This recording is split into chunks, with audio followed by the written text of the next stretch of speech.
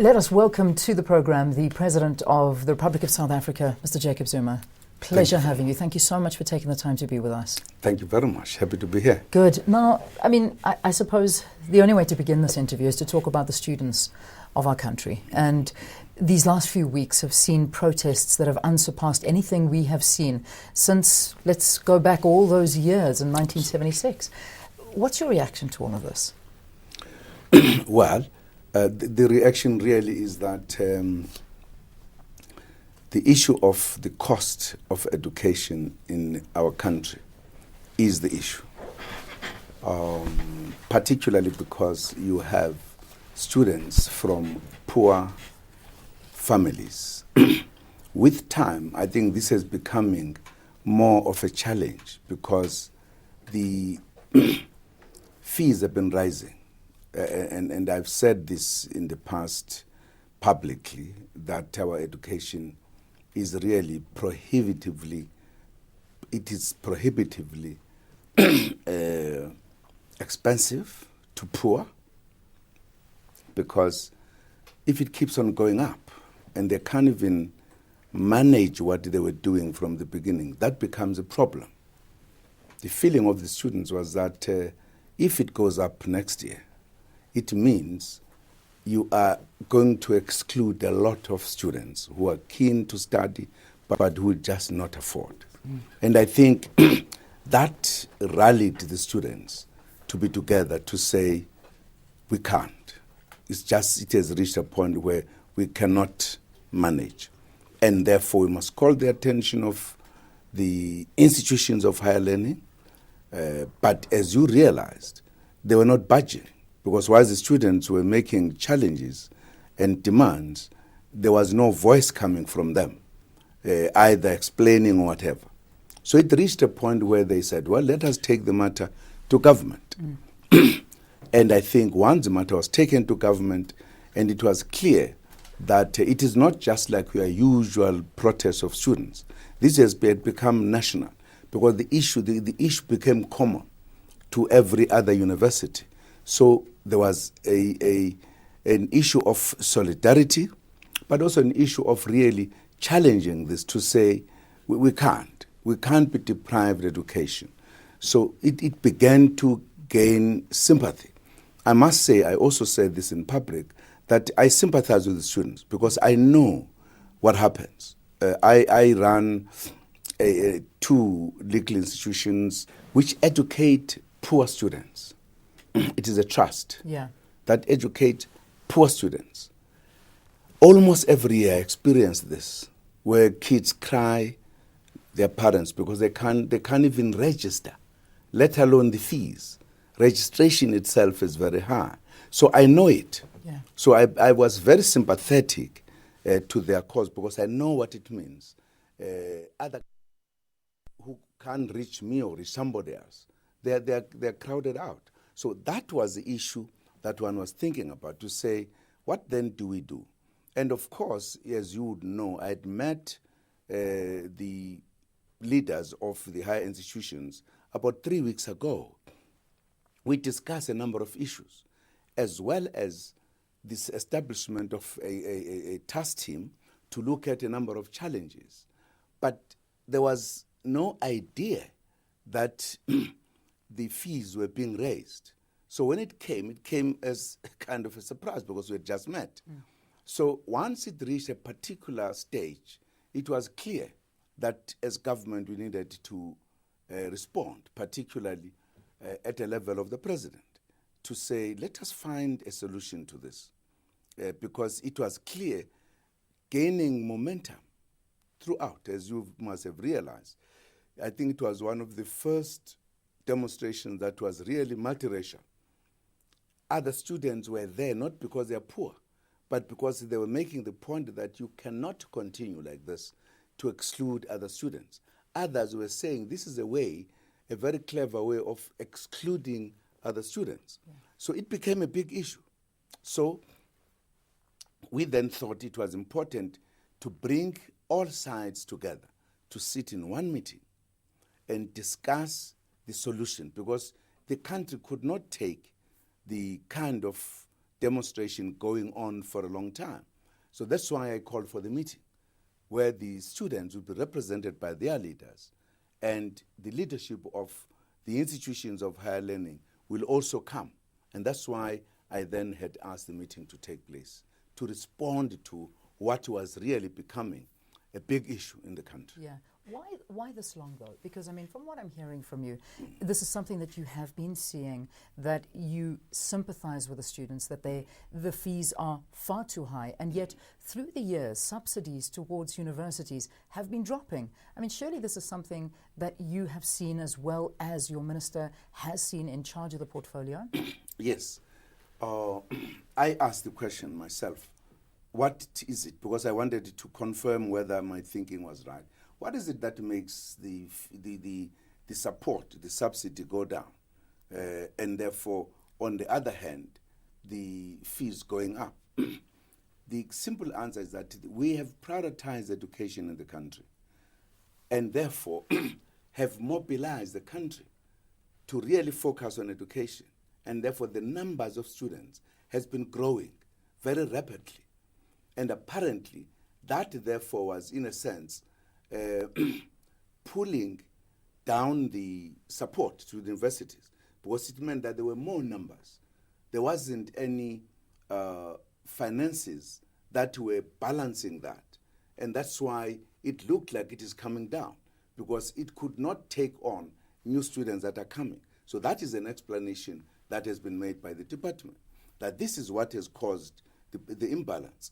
And therefore, it is a challenge that, unfortunately, we did not then look at before this kind of a problem. But once the problem started, now we began to see what are the causes to all of this. And as a result of that, the discussion tended to say, let us find a lasting solution.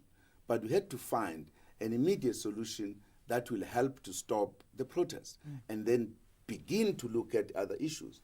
For an example, when the students were there, they were able to present their case, not only on the zero rise or on the fees in general, but also on free education, as well as accommodation of students in many institutions where accommodation is a big problem. But also, they are very keen to say, why? Because they have knowledge about how the funds flow, etc. They also ask the question, why has the subsidy shrunk? So these are matters that have been taken on board to say that the task team that we had then established will have to look at, because we must find a solution not only to the short-term one, but to the medium to long-term. Yeah. I want to get onto the issue of free education, because this is now what students are shouting out for. The reality is, let's go back all the way to 1994. One of the big promises from the ANC was free education for all. Yeah. We're sitting in 2015. That's not happening. It's almost like students are demanding what perhaps their parents had been promised and now they want.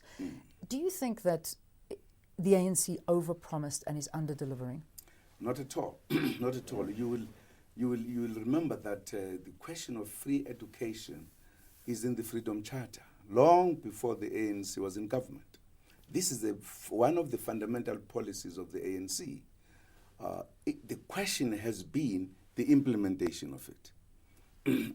Now, you have got to have resources to implement that policy, and you must look at it in a particular way.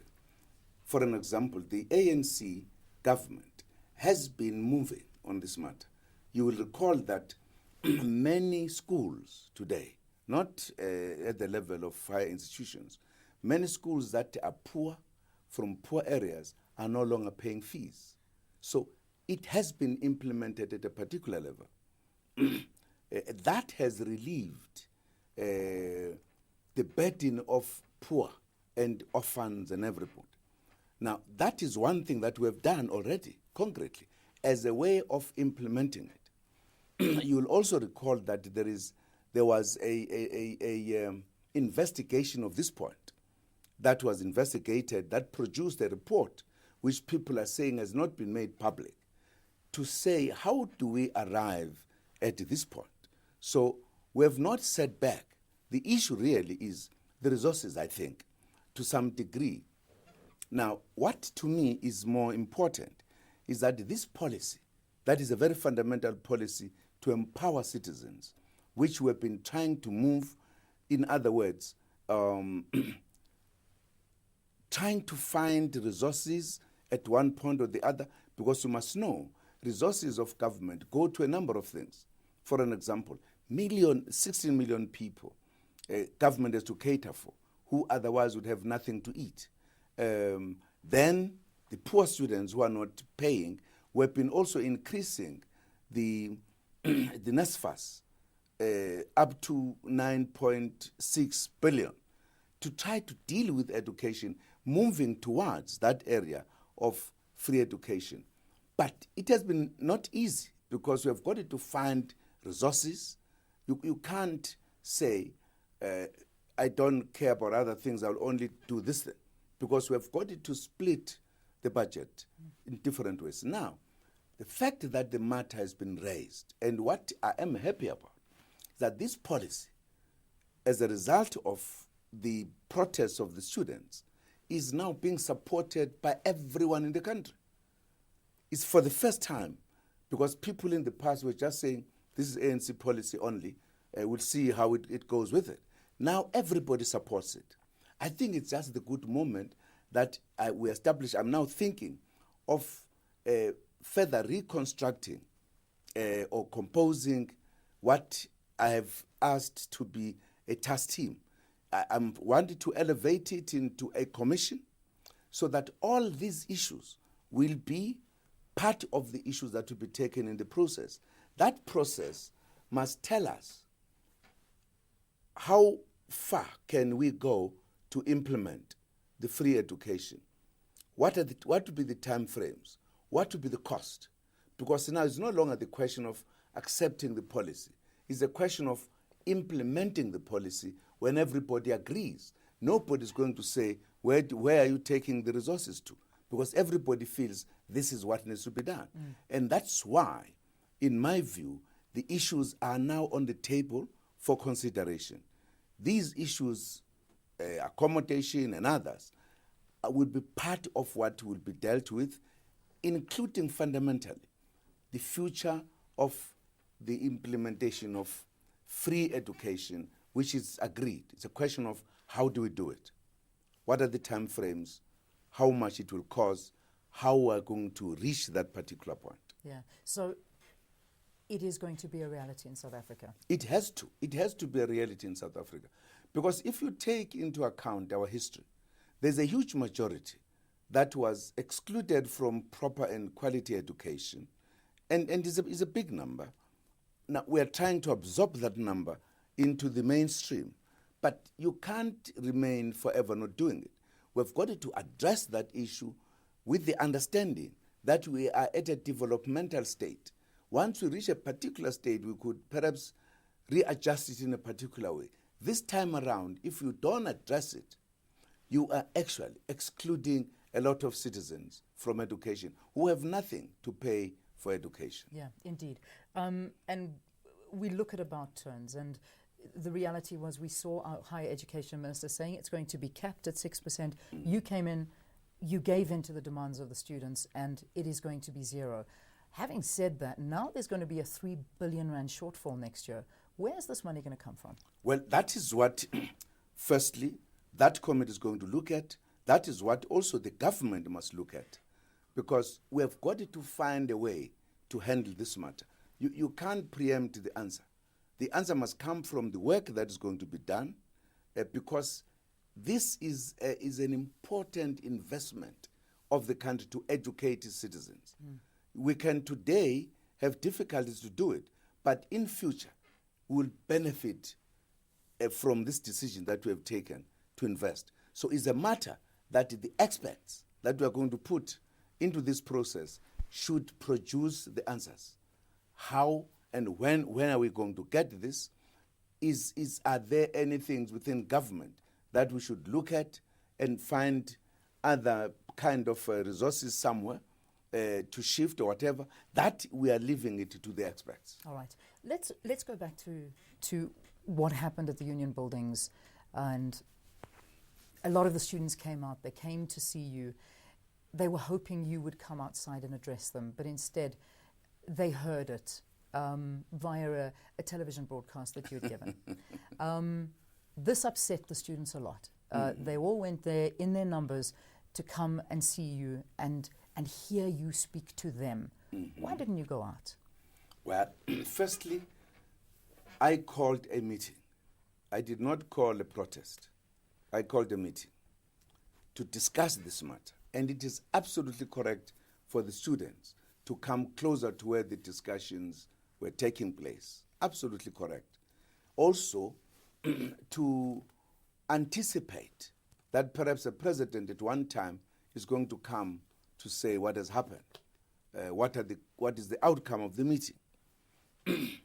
And indeed, the students, for an example, this had become a national issue. So what was important, once you finish the discussions, I had to address the nation. And that is important, not to address the nation via addressing students. Properly, to discuss or to make an announcement to the nation. The matter had become national. I could have finished there and then go to address the student to say, this is what I've just addressed. It could have worked that way. But what prevented that is that when the students were there, whilst we were meeting, they started violence there. They started stoning the police, breaking the fence continuously. The leaders of the students who were with us, they themselves began to be under pressure. Now, as we concluded the meeting, it therefore became important that the leader of the students go to address the students whilst I would be addressing the nation. But as you realize, violence continued. It did not create a conducive environment for an address. In fact, some ministers who tried to address them, to inform them that the president might be coming, they were stoned themselves. So from the point of view of the importance of the message, to me, what was important was to address the nation, that this is what we have come up with, these are the kind of resolutions we have taken, and by that time, their leaders were addressing them to give the same report. Yeah. You don't think that the address that you were giving the students was also going to be somewhat of a nationwide address? It was going to be on television. In fact, probably a broader public. And having said that, a lot of people felt that this was a missed opportunity to win over the youth onto your side. Well, I'm sure people could interpret it in many ways. I'm not sure whether the people really followed what was happening. You know, the students burned two police cars. They were stoning the cars with bricks and everything. Now, where will the nation listen to that, all of that? They were not prepared to listen to anything. Now, I could have missed an opportunity to address the nation by addressing the students. I don't think the value of that is the same. My task was to inform the nation on this matter that was making the whole nation concerned. What is it that we have done? Not in the midst of bricks and everything and everything. Their leaders were enough from that point of view that they were going to address them to tell them the outcome. Now, if the students, for an example, I've gone into situations where at the end of anything, you go and appear in the big crowd and say what has happened. But it should be a crowd that is conducive for that kind of situation. I think among the students, there were those who were just bent into listening to nothing. That is why, at the end, some of them were not even worried about such an important victory they had scored, because to them, this demonstration was going somewhere else, and it gave an impression that some people, opportunistic people, were actually beginning to abuse the protest of the students, the manner in which it was. And I think you must have seen that the mixed reception of the decision, for an example, where other students were not seeing any importance of this thing, which was a core point of their protest. Once they have now received this, it was a victory. But some were saying, no, we are continuing. Why? But that tells you that the situation was not conducive to convey with dignity to the nation what we have come to do. So it was important that we address the nation and they get addressed by their leaders. Let's wrap up the fees must fall conversation for now, because I think we've addressed quite a few issues, and the reality is that free education is on the cards. It's something you want to see, but something the students want to see, is it in writing? Is that they want a time frame. And I know you said we're going to set up commissions. We are going to get it to them. But 2016 is around the corner, and so is 2017. When are we going to give them something tangible? Well, I can't guarantee that. That is going to come out of the commission that is going to be working on this. I can't preempt them. The task of, or the amount, the size of the task is going to determine that. We can't rush it because it has a lot of involvement. Because if we say, yes, we want free education, we all say so. But how? How are we going to finance it? What kind of way? Is it going to just come suddenly, or is it going to sort of move in a kind of way where you gradually move on a road map to ensure? Because what is important is that we are now agreed we need it. The issue is how to work towards reaching it or achieving it. Now, we are going to come up with the specific things that are going to make us all to realize that we'll achieve it. Where is the money? We must come up with a solution to say, this is how the money is going to come. There are many proposals. The students themselves were making proposals there about how the taxing could be done in order to find the money. So all of those are in the basket. So I can't say this will be the time to take. But the fact of the matter is that we are now addressing that matter. And we know the matter is urgent. And therefore, those who will be given the task to undertake it, they will know they don't have all the time in the world. So they will begin to work on the time frames. Our conversation with the President continues after this break. Stay tuned.